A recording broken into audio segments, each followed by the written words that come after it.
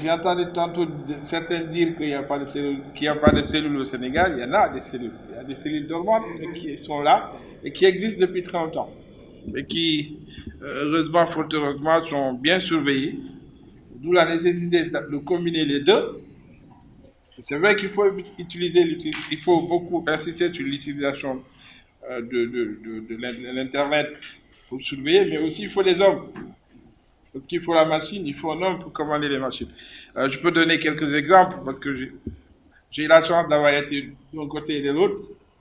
Quand il s'est agi d'organiser le sommet de l'OCI, je pense que vous vous rappelez qu'il y avait une attaque terroriste des touristes qu'on avait au niveau de la Mauritanie et qui sont venus au Sénégal. Nous les avons interceptés, en fait, nous les avons suivis depuis Rosso Mauritanie. Nous avons tenté une intervention, malheureusement, parce qu'on a aussi utilisé le numérique. Ils avaient des téléphones, ils avaient changé les puces téléphoniques pour utiliser, les mettre dans un. Parce qu'avec l'email, déjà, vous pouvez contrôler. Donc, nous avons utilisé cela pour essayer de localiser ces personnes. Malheureusement, l'intervention qui s'est opérée au niveau de Rosso ne nous a pas permis de les arrêter. Donc, ils sont venus à Dakar et ils sont restés pendant un certain nombre de jours. Nous étions à quelques jours du sommet de l'OCI. Si on les arrêtait à Dakar, c'était fini pour notre sommet.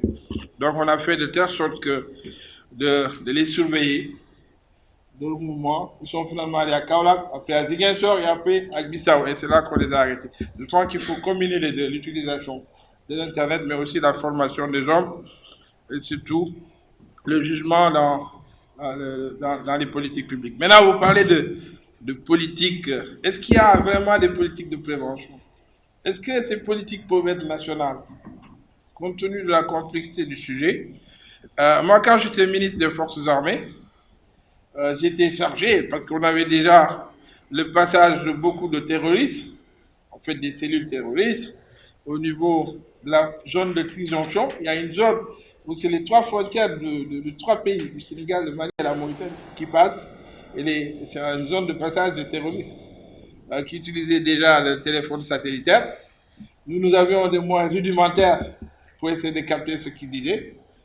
Mais le développement de tous ces mouvements qui aujourd'hui sont installés au Mali, ils sont passés là, par là. Et moi, j'étais chargé, en tant que ministre des Forces armées, je fais une tournée dans la sous-région. Le président Ouad m'avait envoyé voir le président Aziz, avec qui nous avons évoqué cette question, qu'il était nécessaire et urgent de mettre en place une unité. Parce que dans la prévention, c'est vrai qu'il y a la formation, le renseignement, il faut aussi de la dissuasion. Et cela, il faut pas seulement les forces de police, mais aussi les forces armées. Donc il faut impliquer tout ce monde. Et nous n'avions malheureusement pas pu le faire, parce qu'il y avait une certaine animosité en ce moment entre les États mauritaniens et maliens. Et le président mauritanien me disait, moi, je n'ai pas de groupe terroriste chez moi. C'est vrai que les rats se font au niveau de la Mauritanie, mais après on les amène au Mali. Et quand vous allez au Mali, le président malien vous dit, nous, moi j'ai un territoire hyper grand, je ne peux pas contrôler. Et quand mes militaires vont vers l'Algérie, ce sont les Algériens qui nous donnent des ravitaillements. Donc il y a un problème global, problème de moyens, problème de formation des hommes, mais un problème aussi de renseignement et d'interconnexion des différentes forces de sécurité.